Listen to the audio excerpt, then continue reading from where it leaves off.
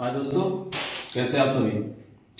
आज हम पढ़ेंगे दूसरे चैप्टर के जो छूट गया था मृदा के प्रकार। क्या पढ़ेंगे? मृदा के प्रकार यानी मिट्टी के प्रकार। मिट्टी कई प्रकार के होते हैं। वैसे तो दोस्तों भारत में हमारी जो मिट्टी होती है वो कई प्रकार की पाई जाती है। 8-10 प्रकार की मिट्टियां पाई जाती हैं। अनेक अनेक प्रकार की हर एक राज्य में मिट्टी पाई जाती है। लेकिन हम जो भारत के जो 6 महत्वपूर्ण मिट्टियां हैं उनके बारे में आज हम पढ़ेंगे। तो दोस्तों यहाँ पे मैंने लिख दिया है कि मृदा के प्रकार यानी मिट्टी के 6 प्रकार हैं। भारत में मिट्टी के मुख्यतः कितने प्रकार हैं? 6 प्रकार हैं। पहला है दोस्तों जलोढ़ मृदा यानी जलोढ़ मिट्टी। तो हम जलोढ़ मिट्टी के बारे में जानेंगे कि जलोढ़ मिट्टी कहते किसको है, ये कैसे बनती है। तो इसके बारे में हम पढ़ते हैं दोस्तों। भारत की मिट्टी के बारे में पढ़ेंगे। पहला है हमारा जलोढ़ मृदा। पहला क्या है? जलोढ़ मृदा। तो दोस्तों जलोढ़ जो मिट्टी होती है ये हमारे हिमालय से जो नदियां निकलती हैं, जैसे गंगा हो गई, सिंधु हो गई, ब्रह्मपुत्र नदियां हो गई, जो हिमालय से आती हुई हैं और इनसे जो बहता हुआ धूल कण गाद जो भी आता है बहते हुए आते हैं और ये जहां जहां उसको छोड़ती हुई जाती है, किसी किनारे जो इकट्ठा हो जाता है धूल कण बालू, ये जितने भी चीजें पदार्थ बह के आते हैं उससे निक्षेप जिसको हम कहते हैं वो बह के आते हैं और वो एक जगह इकट्ठा हो जाती है।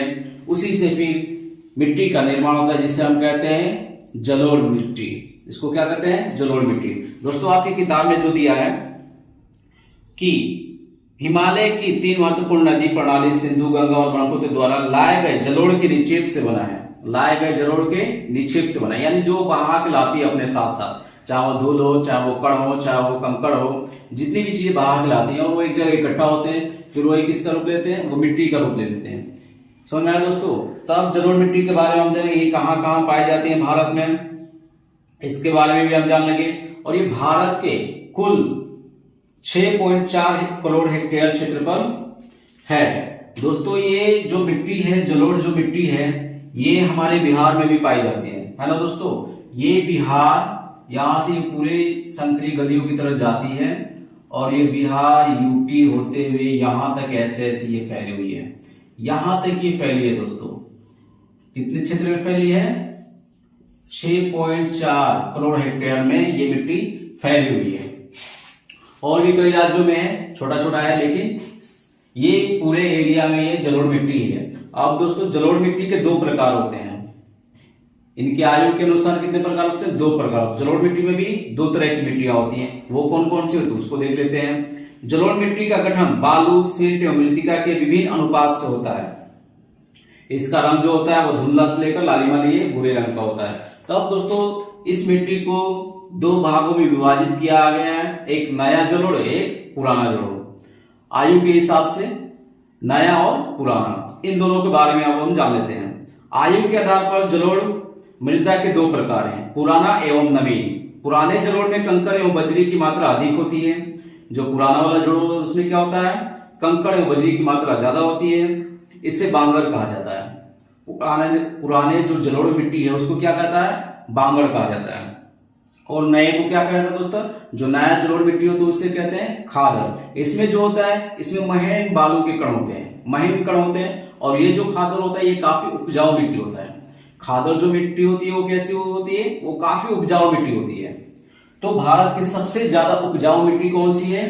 जलोढ़ मिट्टी है। भारत की सबसे ज्यादा उपजाऊ मिट्टी जो है वो कौन सी मिट्टी है? जलोढ़ मिट्टी है। जलोढ़ मिट्टी के 2 प्रकार होते हैं, बांगर और खादर। बांगर पुराने को कहते हैं, पुराने जलोढ़ को कहते हैं, और खादर किसको कहते हैं? नए जलोढ़ को कहते हैं। जलोढ़ मृदा में पोटास, फास्फोरस और चूना जैसे तत्वों की प्रधानता होती है, यानी ये प्रचुर मात्रा में होते हैं, ये काफी अधिक होते हैं, इसलिए ये काफी उपजाऊ होती है। इसमें नाइट्रोजन और जैव पदार्थों की कमी होती है, नाइट्रोजन कम होता है इसमें। इस मिट्टी में गन्ना, चावल, गेहूं, मक्का, दलहन जैसी फसलों की उपयुक्त मानी जाती है। इस मिट्टी में दोस्तों सभी प्रकार की फसलें होती हैं, चाहे वो धान हो, चाहे वो गेहूं हो, चाहे वो दलहन हो, ये सभी प्रकार की मिट्टियां फसल इस मिट्टी में होती हैं दोस्तों। ठीक है, अब आगे हम पढ़ते हैं दोस्तों कि दूसरा है काली मृदा यानी काली मिट्टी। क्या है? काली मिट्टी। काली मिट्टी का रंग काला ही होता है ना। काली मिट्टी का रंग कैसा होता है? वो काला ही होता है, देखने में भी वो काली रहेगी। काली मिट्टी को दोस्तों भारत में यह लगभग 6.4 करोड़ हेक्टेयर भूमि पर फैली है।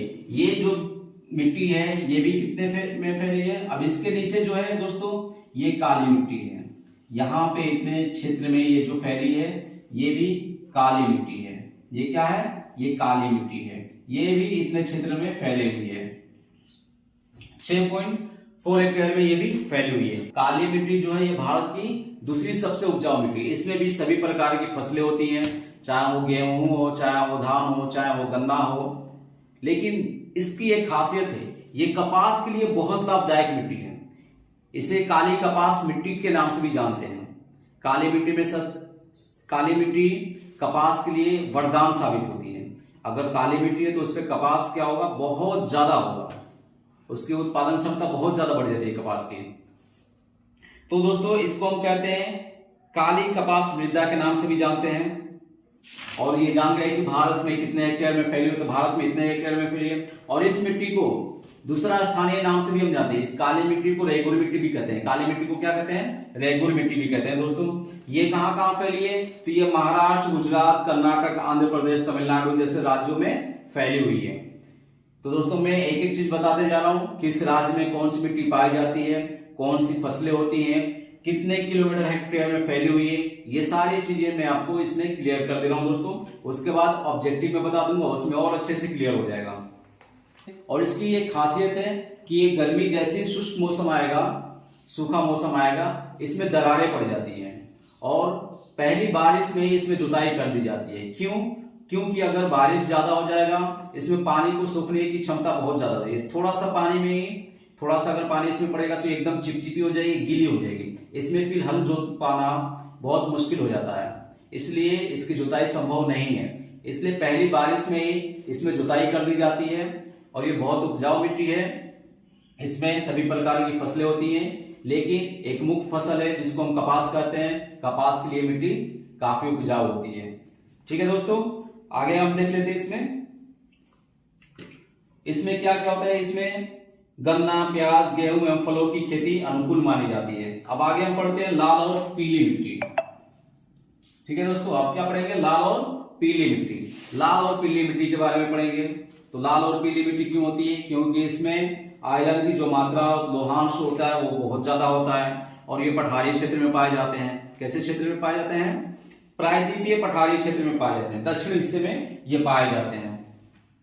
लाल और पीली मिट्टी, ये जो है दोस्तों, ये लाल और पीली मिट्टी इधर पाए जाते हैं, सब लाल और पीली मिट्टी पाए जाएंगे। ये हो गया काली और ये हो गया जलोढ़ है ना दोस्तों। तो इस क्षेत्र में जो है वो लाल और पीली मिट्टी पाई जाती है। यह मूल रूप से ग्रेनाइट, नीस जैसे रवेदार अग्नेय चट्टानों के विघटित एवं रूपांतरित होने से बनी है। इनके टूटने से ये मिट्टी बनी है। समझ में आया दोस्तों। अब इसका विस्तार कितने हैं, तो इन दोनों मिट्टियों से ज्यादा है, इन दोनों मिट्टियों से इसका विस्तार ज्यादा है। ये भारत के कुल 7.2 करोड़ हेक्टेयर भूमि पर पाया जाता है। तो लाल और जो पीली मिट्टी है इसका विस्तार भारत में सबसे ज्यादा है दोस्तों। ये किस किस राज्य में पाया जाता है, तो इसका प्रसार है तमिलनाडु, कर्नाटक, गोवा, दक्षिण पूर्व महाराष्ट्र, आंध्र प्रदेश, उड़ीसा, छोटा नागपुर पठार, मेघालय के पठार के क्षेत्रों में ये मिट्टी पाई जाती है।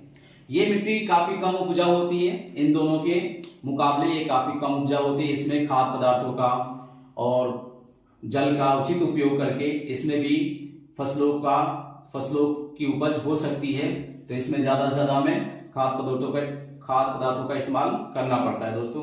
अब आगे हम देख लेते हैं कौन सी मिट्टी है, लेटेराइट मिट्टी। लेटेराइट कौन सा शब्द है, एक ग्रीक शब्द है जिसका अर्थ होता है ईंट। जिसका अर्थ क्या होता है, ईंट होता है। लेटर से बना ईंट, इसको क्या कहते हैं, लेटेराइट मिट्टी। ये भी लाल मिट्टी होती है। ये कैसी होती है, इसका विलंब लाल होता है। तो आगे देख लेते हैं इसको।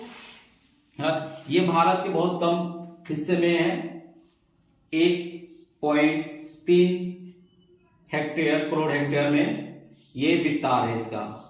ऋतुगत भारी वर्षा से ऊंचे सपाट अपरदित सतहों पर यह मृदा पाई जाती है। जहां पे भारी वर्षा होती है वहां पे ये मिट्टी पाई जाती है। यह मिट्टी तीव्र निक्षालन का परिणाम है, जिसका ह्यूमस की मात्रा नगण्य होती है। इसमें बारिश इतना होती है कि इसमें ह्यूमस मर जाते हैं, वो काफी नीचे चले जाते हैं या नहीं रहते हैं, एकदम ना के बराबर होते हैं, इसलिए बहुत कम उपजाऊ होती है दोस्तों। इसका रंग एल्यूमिनियम और लोहे के ऑक्साइड के कारण इसका रंग लाल होता है। इस प्रकार की मिट्टियां में रासायनिक खाद एवं अन्य उर्वरकों का उपयोग कर उत्पादन किया जा सकता है। इस मिट्टी को जैसे मैंने बताया कि ये काफी कम उपजाऊ मिट्टी होती है और इसमें खाद्य पदार्थों का इस्तेमाल कर करके, चूना का इस्तेमाल करके इसको उपजाऊ बनाया जा सकता है, खेती हो सकती है, लेकिन बहुत कम उपजाऊ मिट्टी है। ये कहाँ कहाँ पाई जाती है इसको देख लेते हैं। कर्नाटक, केरल, तमिलनाडु, मध्य प्रदेश और उड़ीसा तथा असम की पहाड़ियों में लेटराइट मिट्टी का विस्तार है, वो इसी हिस्से में पाई जाती है दोस्तों। ठीक है, इसमें क्या क्या होता है, तो इसमें तकनीक के सहारे इसमें चाय एवं कहवा का उत्पादन किया जा सकता है और तमिलनाडु, आंध्र प्रदेश में इसमें काजू की खेती भी होती है। समझ में आया दोस्तों। तब हम पढ़ते हैं मरुस्थलीय मृदा के बारे में। आगे क्या है, मरुस्थलीय मृदा। मरुस्थलीय मृदा मतलब जिसने जानी नहीं है, मरुस्थलीय रेगिस्तान। रेगिस्तान क्या, मरुस्थलीय, जहां पे बालू ही बालू हो, धूल ही धूल हो, पीली बालू हो, मरा हुआ भूमि, मरुस्थलीय। मैंने इसका नामकरण कर दिया, मरा हुआ भूमि मरुस्थलीय। ठीक है, तो उसको हम कहते हैं मरुस्थलीय, जो एकदम उपजाऊ नहीं हो, जिसमें जान ही नहीं हो, जिसने फसलों को उत्पादन की क्षमता ही ना हो। समझ में आया दोस्तों। तो ऐसी भूमि आपके जहन में एकदम होगा कि हमारा जो राजस्थान है वहां पे रेगिस्तान है। भारत का सबसे बड़ा रेगिस्तान कहाँ है, हमारे ये राजस्थान। ये जो है यहाँ पे भारत का सबसे बड़ा रेगिस्तान राजस्थान है। यहाँ पे दोस्तों फसल बहुत कम होती है।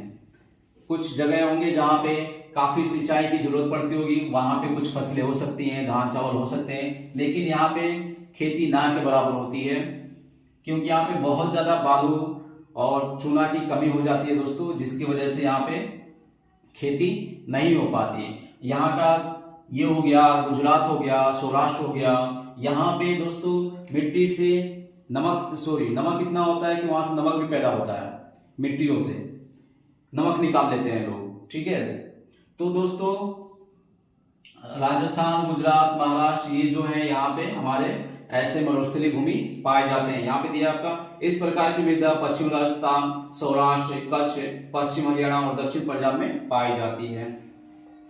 अगर यहाँ पे उचित सिंचाई की व्यवस्था हो तो यहाँ पे कपास, चावल, धान, गेहूं की उपज भी हो सकती है, लेकिन ये बहुत कठिन काम है, ये पॉसिबल नहीं है ऐसे क्षेत्रों में। अब आगे पढ़ लेते हैं दोस्तों पर्वतीय मृदा। क्या पढ़ लेते हैं, पर्वतीय। तो पर्वतीय से जो शब्द निकल गया तो वो पर्वत निकल के आता है, यानी पर्वत की जो मिट्टी होती है उसकी। ठीक है दोस्तों, पर्वतीय मतलब पर्वत की जो मिट्टी होती है उसकी। तो पर्वतीय मिट्टी जो है ये पर्वतीय पहाड़ी क्षेत्रों में देखने को मिलती है। यहाँ पर्याप्त वर्षावन पाए जाते हैं। यह मृदा जटिल एवं विविधता वाली होती है।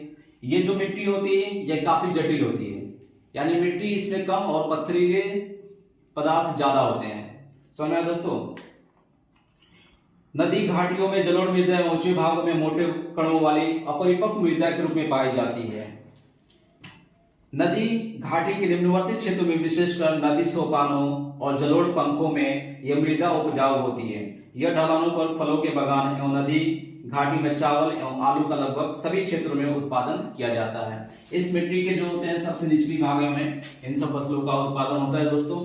तो आज हम पढ़ लिए भारत की मिट्टी के बारे में दोस्तों। और ये जो क्षेत्र आप देख रहे हैं इसके बारे में मैंने नहीं बताया, क्योंकि जम्मू कश्मीर जो है दोस्तों ये पर्वतीय क्षेत्र है, यहाँ पे किसी प्रकार की खेती उती नहीं होती है और इसको भारत जो है इस मिट्टी की गणना नहीं करता है। जैसा कि किताब में आपके दिया है कि यहाँ इसकी गणना भारत के कुल भौगोलिक क्षेत्र में 32.8 लाख वर्ग किलोमीटर के मात्र 93% भाग का ही भूमि उपयोग का आंकड़ा उपलब्ध है।